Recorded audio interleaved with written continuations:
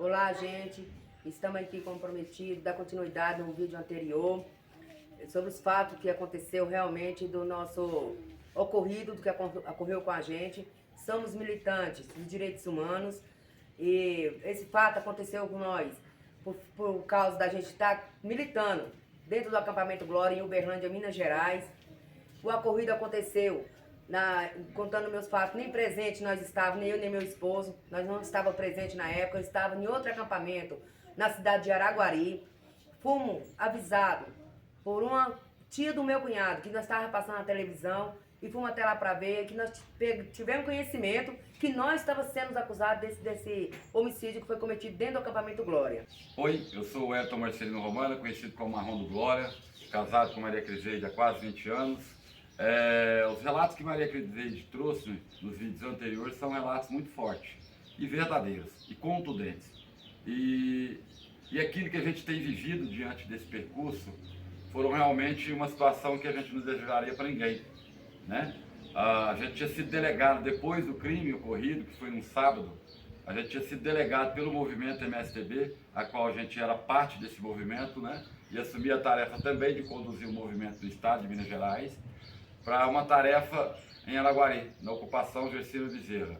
Que na segunda-feira a gente teria uma audiência com o prefeito da cidade para discutir o déficit habitacional da cidade de Araguari e discutir a possível contemplação dos lotes do assentamento Gercino Bezerra da Silva, em Araguari. Infelizmente, pela infelicidade do destino, a má sorte e as traições que o destino nos reservava chegou na nossa porta naquele momento. Na segunda-feira, por volta de meio-dia, a gente se organizando para descer para essa audiência com o prefeito da cidade de Araguari, uma acampada chega até nós, já reunido com a coordenação do acampamento, e nos coloca que estava acontecendo uma enquete, ou seja, uma matéria rodando no Balanço Geral, TV Record, de que Marrom do Glória e sua esposa eram os atuais suspeitos do homicídio de Jéssica Queiroz. Caso este que reviralizou, a imprensa começou a vender essa informação, começou a rotular isso e nos trouxe consequências drásticas, né? Lembro que nós não tínhamos nenhum vínculo com essa questão, não tínhamos nenhum vínculo com essa fatalidade que ocorreu naquele assentamento, né? E isso nos trouxe consequências, que até hoje a gente vive isso. Maria, infelizmente, não esteve no local e nem na cena do ocorrido, tanto ela quanto eu, e fomos acusados, né, drasticamente por um crime que não cometemos. Fomos condenados à revelia, a 15 anos de prisão, voltando um pouco atrás, né, dessa condenação, na fase de instauração de inquérito. A gente lutou para poder prestar depoimento, a gente lutou para poder ir até a delegacia, pelo um coloio dos advogados naquela época, que estava nos defendendo com o delegado de Polícia Civil da comarca, nos manteve foragidos. O advogado disse para nós que a nossa cabeça já estava sendo premiada para quem nos pegasse, nos matar, e que se nós caísse da prisão, nós seríamos decapitados, tanto eu quanto Maria Criseide. E por orientação dessa defesa que estava coloiado com a delegacia da 16ª de Polícia Civil que estava investigando o caso, ele nos manteve, por orientação, ficar foragido, até que ele entrasse para dentro do processo e fazia a nossa defesa. E isso se viralizou um ano praticamente. A gente tentou ir lá dar o depoimento, ele, relacionado com o delegado, falou que nós já estávamos com mandado de prisão. Eu falei que queria me entregar para poder dar meu depoimento, ele não quis deixar eu descer do carro naquele período para ir lá dar o depoimento e que a melhor opção seria eu ficar foragido.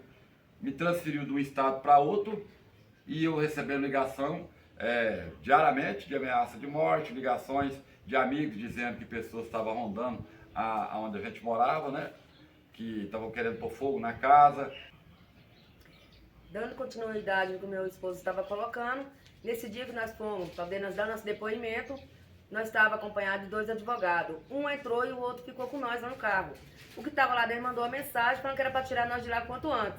Levou nós para esse outro estado, igual ele estava colocando, e aí falou que era para a gente ficar aguardando até que eles tomassem as devidas providências. Ficamos aguardando, confiamos neles, mas na verdade eles não estavam fazendo nada ao nosso favor.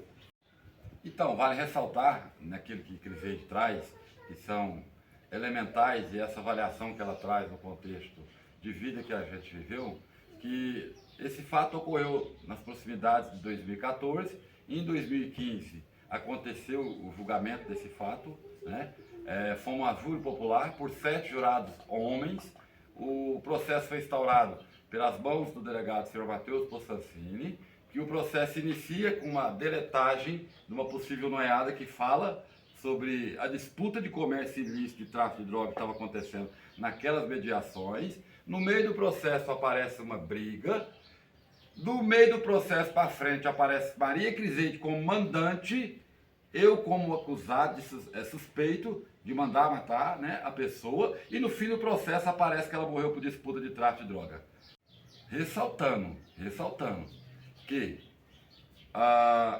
o que o processo diante da competência da Delegacia de Polícia Civil de Uberlândia instaurou é de que a vítima foi morta por disputa de tráfico de drogas no fim do processo. Eu gostaria de rever isso com mais delicadeza, aonde é que entra o Marrom e sua esposa. Porque no processo fala de uma possível briga, depois dessa briga entra eu como mandante, Maria Criseide, como vítima dessa confusão com a mulher, se ela não conhecia a mulher, nem sabia quem que era essa mulher, que Deus o tenha em um bom lugar, meus sentimentos à família, né?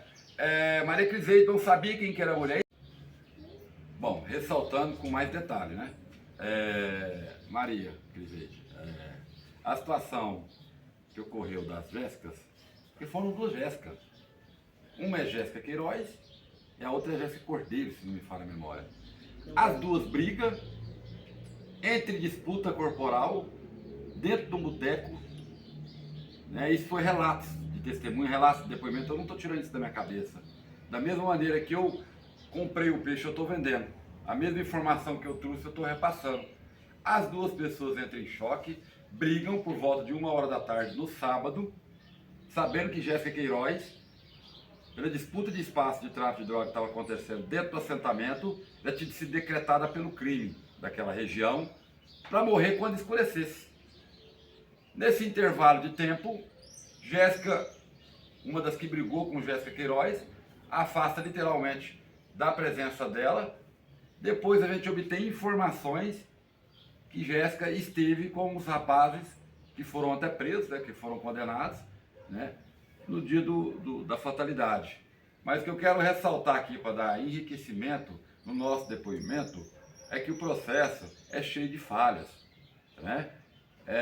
Vou retomar minha fala anterior. Primeiro começa a noiada, né, a dependente química, entregando a biqueira de Jéssica Queiroz, levando até os crimes que operacionavam naquela região.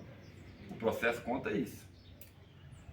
No meio do processo, a briga, se não me falha a memória, retomando a minha fala, mostrando que eu e Maria Criseide eram os atuais mandantes e que quem brigou com Jéssica Queiroz era Maria Criseide. Olha para você ver a barbaridade do fato. E no final, é por disputa de tráfico de droga. Muito bem. Se esse processo tivesse tanto fundamento e tanta validação e verdade e veracidade dos fatos, eu e Maria Criseide, então, era traficante lá dentro. Aí. Nós éramos o dono dos espaços que se faz o comércio de entorpecente naquela região. Por que não saiu para nós um 33? Por que o delegado indiciou nós numa organização? Por que o delegado não indiciou nós numa formação de quadrilha, sequestro e assim sucessivamente?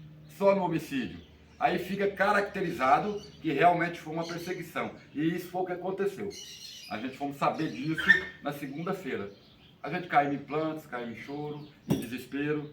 Eu entrei em depressão, tentei suicídio 2 vezes, tentando provar minha inocência, não consegui.